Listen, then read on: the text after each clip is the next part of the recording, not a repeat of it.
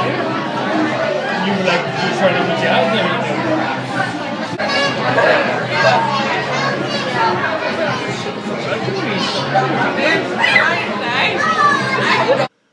Guys, I've got the sick.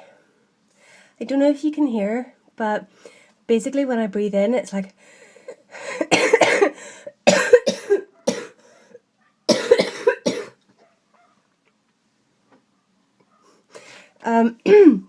yes, I've got sick. Someone brought their diseased child into work and it coughed in my face, and I've caught whatever disease it had. Like reason number 8,094,094 on my list not to have kids, but in all seriousness, I feel really shit. So yeah, I've got a disease. I don't know what it is. It probably hasn't helped the fact that I've been out the last 2 weekends. I know, I actually went out into the world like a normal human being, like a real person. Hang on. That's a bit better. I'm in my pyjamas. They're clean-ish, but yeah, I can't be asked like getting into real clothes today. I'll put my face on. Not very happy with my eyeliner, but it's on, it'll do. Yeah, I've been out the last couple of weekends. That was the wee clip that I stuck at the start of this video with Chris. We went to an engagement party of a mutual friend of ours, a girl that we went to hairdressing college with. She got engaged recently, so congratulations to her. Not at all remotely jealous or irritated at the fact that you're like 22 or something and engaged to be married, and I will be 36 this year and single. No, I don't mind at all, it's fine. But anyway, so we went and we said hello, we said our hellos, we were like, okay, so the only person I know here is you and the bride-to-be. Sorry, I've got no features. And, you know, I sort of know her fiance and I sort of know her mum. So we said hello to everybody, and then I was like to Chris, let's get fucked up. So we got fucked up. At one point, I decided I was going to treat myself to a cocktail. Like, I got an espresso martini because alcohol and coffee, two of my favourite things in the world, combined, it's just blissful. And just as I was buying it, the bride-to-be came up to the bar in her beautiful white dress that she'd bought specially for the occasion. As I turned around to greet her, I fucked a load of espresso martini down the front of her dress. Because that's the sort of dickhead that I am, unfortunately. I was like, oh fuck, and she was like, it's fine, don't worry about it. And I was like, no, it's not okay. And I bought a club soda, and I was like, I've seen this in films a million times. They always sponge out stains with club soda. So I started to sponge it out with a bit of blue roll, and then somebody said to me, use a napkin, that'll be better.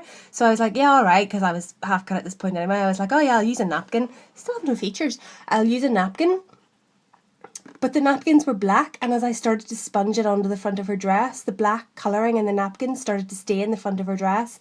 And that's when we decided it was probably just better not to try. And she was like, look, don't worry about it. I'm never going to wear the dress again. Because, you know, she's like a one dress occasion kind of person, which is cool if that's what you're into. I like to wear things till they fall the fuck apart. But that's just because I'm a tight bitch. Salty's closing the curtains on me. And then we went home, probably for the best. And then this weekend I went out with Luke. Hello. Hello. I was like, it's my first weekend off since I started working, my first weekend off. We're going out, we're getting pissed. And we started off with this plan to go to a certain bar because they had this really interesting cocktail with 8 kinds of rum in it that I wanted to try. And then we were like, oh, it's a bit out of the way. Why don't we go to Belfast? At least we can get there more easily. And back. So we were going to do that. And then we were both like, we're both actually really fucking old and boring. Why don't we just go to Bangor? Because then we can just like get chips and go home if it's shit. So we went to Bangor. And we went to a bar down there called the Goat's Toe. That's kind of like the place to go, but it's been closed for refurbishment. And we went back in, and it basically looks exactly the fucking same, except they've got some new wallpaper, and they've put up some like weird lattice detailing around the place. I actually don't think it's an improvement in any way. I still preferred it the old way, but that's just me. I mean, I'll still go there, but I'll be interested to see if they're still going to do the like £5 lunches that they used to do. Kill me. Woo!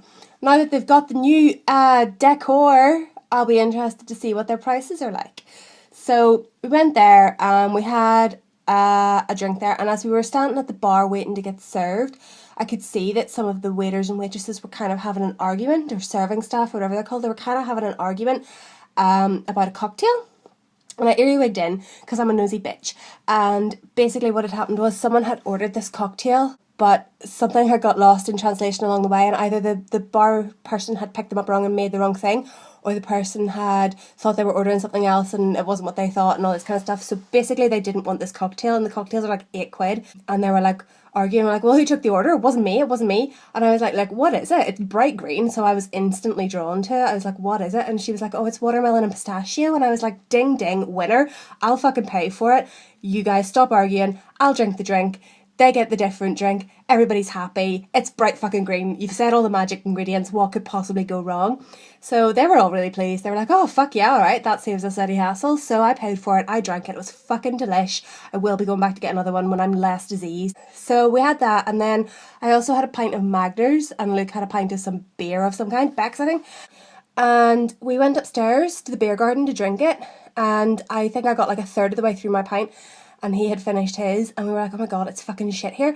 I don't know what's happened to Bangor on a Friday night. It used to be like really, really good fun. I don't know if it's because I'm old now, or if it's because it's like, I don't know, the place has got really shit. There was nobody out and there was no atmosphere, so we were like, right, okay, let's go somewhere else. So we went to a different bar, had a nicer beer garden, the Hop House in Bangor, if you're ever there. It's the first time I've been in their beer garden. It was really, really nice. Really homely, really inviting. The little bar out the back and everything, which is always beneficial for any beer garden to have its own little bar, so if you having to traipse all the way back to the main bar. And it has its own little fucking pizza making station. They make you pizzas and you can sit there and eat pizzas and drink beer. I mean, what else do you need out of life? But we had a drink there and nothing was really happening. We were like, right, okay, let's go over to Donegan's, which was kind of my staple as a young person going out into Bangor. But there was like 2 bars that I went to, and Donegan's was one of them, and it was always a really good time, and there was literally fucking nobody there. It was so dead. So we finished our drink there, and then we went and got chips and got home. I think I was home before midnight. So it was like, it's always lovely hanging out with Luke. I always enjoy his company. He's a really good friend. He continuously threatens to move away, and I'm always really sad about it. But it was terrible. The next time we go out, we have to go somewhere with a bit more decent atmosphere. Like, I'll probably just make him come to Belfast with me next time, but probably not on a Friday. And then I got home and I spent all day on Saturday dying on the sofa, not because of my drinks, but literally because of my bad chest. I am so ill.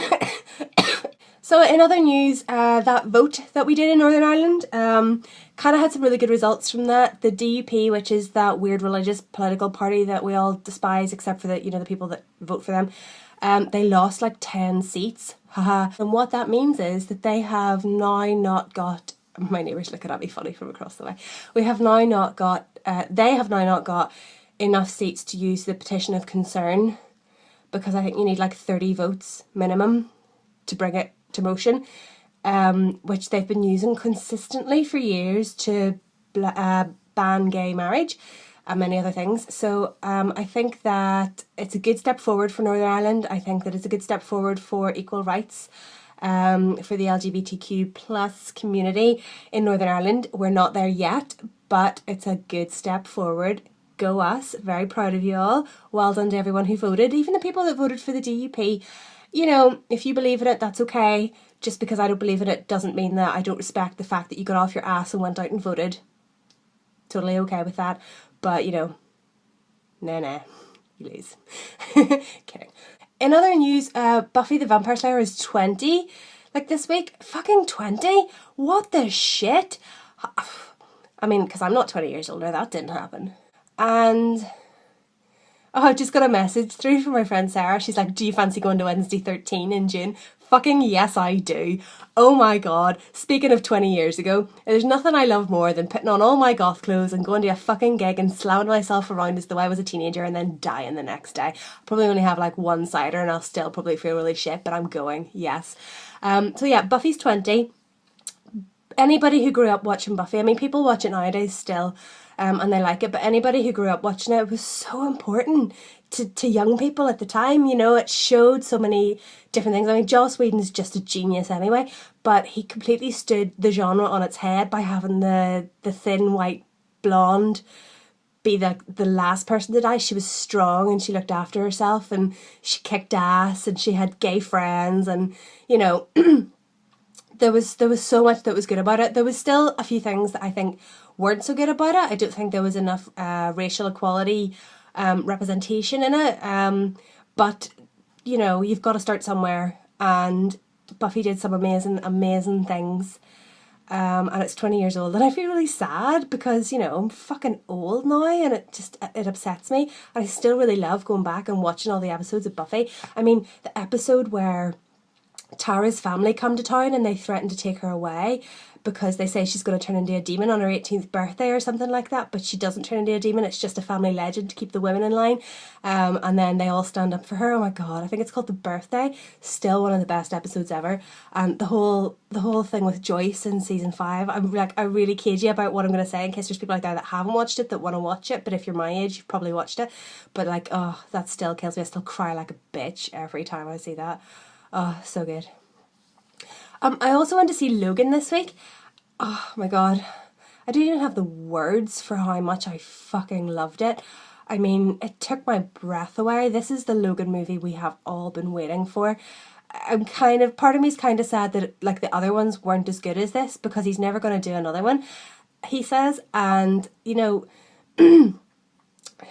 it was so well written and it was so well acted, and it had such a beautiful Logan feel to it. Anybody who's read Logan, any kind of Logan, where it's just him, where it's just centered on Wolverine, you'll understand what I mean. It's not all bright colours and spandex. It's darker and it's grittier and it's sort of really meaningful and things like that. And I'm so sad that nobody wrote Hugh Jackman the Wolverine movies that he deserved when he was still starting out as Wolverine. Because, I mean, he pulled it out of the bag so much with this one, and I'm going to go and see it many, many, many times. I'm going to buy it on DVD and watch it many, many, many times. I mean, you guys all know that I love all those sorts of movies. I'm really into them. But the X-Men ones are super special to me. Even the shit ones, like especially the shit ones almost, because I mean, growing up as a child, like, look at me now. I mean, I can literally talk to myself, for fuck's sake. You know, I could talk to anybody. But growing up as a child, I was really shy and I was really introverted, and I couldn't find anything about myself that I thought was good enough to share with other people. So I basically existed in a world of comic books, and X-Men was my comic of choice. And I still have like hundreds and hundreds and hundreds of comics right now, and at some point I will probably show you my entire collection just for funsies. But they were my family growing up. I didn't have any friends, and, you know, I was really alone and lonely, and they were my life. They were my friends, you know. They meant so much to me, and they still mean so much to me. I still read the comics, and I still collect the comics. I still collect the graphic novels. I mean, I spent this morning fucking reading synopses of all the old stories as if I don't know them off by heart already, you know. That's how important they are to me. So to see a movie done so well, oh, I just felt so nostalgic for my 13-year-old self. I'd never go back to being that age again. It was hateful. But I felt so nostalgic for those times when I felt like almost so close to these fictional written characters, you know. It was really beautiful. It really touched me. It really meant something to me. And I mean, if you didn't like it and it's not your sort of thing, that's totally cool. I'm not going to say that you're wrong in any way, but I did love it, and I'm so grateful for it to be made. And I'm so sad that, you know, there might be someone in the future that's going to play Wolverine that's not Hugh Jackman, because he's just so amazing, and he brought the role to life like completely for me. So, you know, so good. I love him so much. Anyway, that's been my week. Well, I mean, there's never a week where I don't just have some bullshit going on, is there? Or where I don't do something fucking stupid. I mean, what the fuck? But I've been listening to a lot of 90s radio today, living in the good times, feeling nostalgic from a past. So I'm going to go back and do some more of that. I think I'm going to go make some vegetarian meatballs and cheese, just because I can.